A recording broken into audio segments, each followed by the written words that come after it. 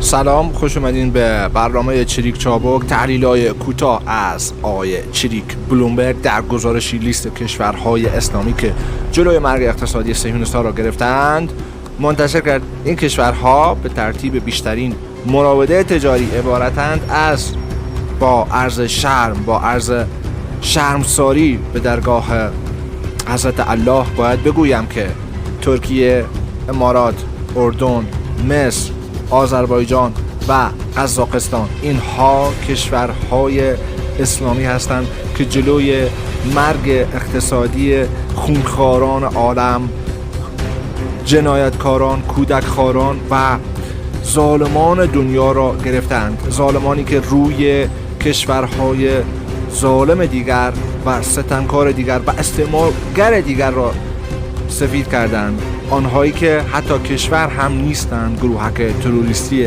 اسرائیل، گروهکی که یک جا جمع شده اند، افرادی از سراسر دنیا را جمع کردند، آنها را تصدیق کردند و اسم و لقب صهیونیست به خود گرفتند و خود را دولت مینامند، اما شر مطلق منطقه ما هستند. تمام فسادها یک جورایی ربط دارد به صهیونیست‌ها، یک جورایی ربط دارد به منبع آن در تل‌آویو. تمام مشکلات و بدبختی‌های منطقه ما از همین اسرائیل و از همین صهیون و از همین غصب صهیونیست‌ها و جنایت آنها ریشه می‌گیرد و این هم سگ‌هار آمریکایی‌ها و غربی‌ها در منطقه است. آنها یک نگهبان برای منطقه ما گذاشتند. این مایه شرمساری است که ترکیه، امارات، اردن، مصر، استان اسبق ایران به نام آذربایجان و قزاقستان دارند کمک میکنند به جنایتکاران، دارند کمک میکنند به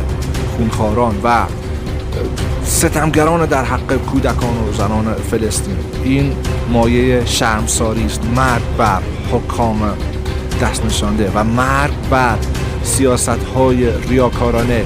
مسلمان‌ها گاهی از خود دست میخورند. مسلمان‌ها باید اتحاد پیدا کنند، حکام خود را از کار برکنار کنند و بیداری که صورت گرفته همین را نوید میدهد در ماه‌ها و سال‌های آینده. مردم منطقه دچار سرفکندگی شدند از کارهای حکام خود.